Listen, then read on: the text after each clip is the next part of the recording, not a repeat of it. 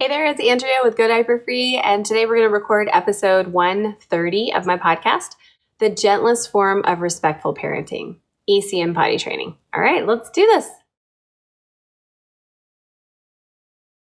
Welcome to the Go Diaper Free podcast, where we're all about helping you stop depending on diapers as early as birth.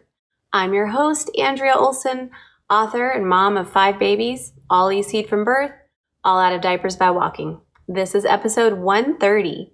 The gentlest form of respectful parenting, elimination communication, and potty training.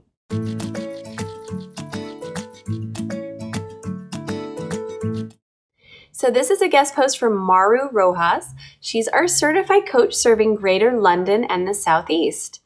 And you can read the written version of today's show over at godiaperfree.com/130, where I'm also going to link to all the things we mentioned in today's episode. We're also going to be replying to comments over there, so come on by when you're finished.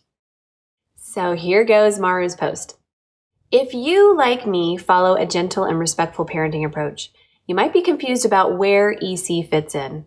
2 of the most popular US and UK gentle and respectful parenting guides, Sarah Ockwell Smith and Janet Lansbury, are not big fans of EC, but what I've found is that they have a very superficial understanding of it. What could be more respectful than responding to your baby's nonverbal communications? With everything happening around the world today, it's time we became more open-minded about what is normal in other cultures. When my daughter was born, I weighed the pros and cons. I noted that the original attachment parenting book, Jean Liedloff's The Continuum Concept, mentioned the Yaquana Indians of Venezuela practicing EC, and I took the plunge with my daughter at 10 weeks old. I never looked back. What about potty training? Again, the gentle parenting world is awash with potty training is disrespectful, unnecessary, stressful, etc. SOS also mentions children are not emotionally ready and physically ready at the same time, which may be true. Babies are physically ready at around 12 months to sort of be out of diapers because usually they're walking. So perhaps that's a bit early for our Western standards. There are lots of proponents of the wait it out and do nothing approach, which wouldn't be a bad thing at all if we weren't putting our children at risk of increased UTIs, constipation, soiling and wetting. Children who potty train themselves usually do it around 3.5 years old and up to 5 years of age, by which time they're able to say, I'm done with nappies, and also very capable of feeling shame from being the only ones their age still using nappies.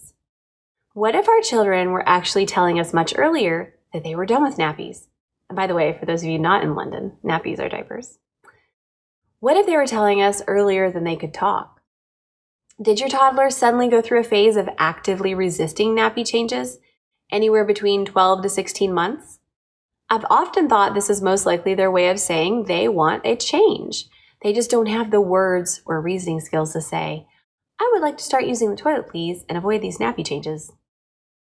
If you're in the gentle parenting group and see nappy changes as an opportunity for connection and give them real choices, this may not be you. But did you notice they showed interest in the toilet or your toileting habits at around 16 to 18 months? What if that was their way of saying, I'm done with nappies, but we just thought it was too early? If your toddler showed interest in brushing their teeth for 2 weeks and then lost interest, would you simply let it slide until they verbally said again, I want to brush my teeth? Would you allow your child to not brush their teeth until they were ready for it?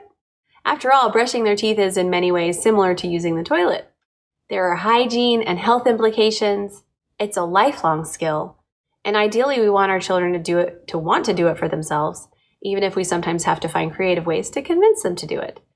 And Maru also, this is Andrea speaking, Maru also did our podcast episode 104, which is on EC and toothbrushing. Now they're the same, so check that out if you want to. I'll link to it in the show notes.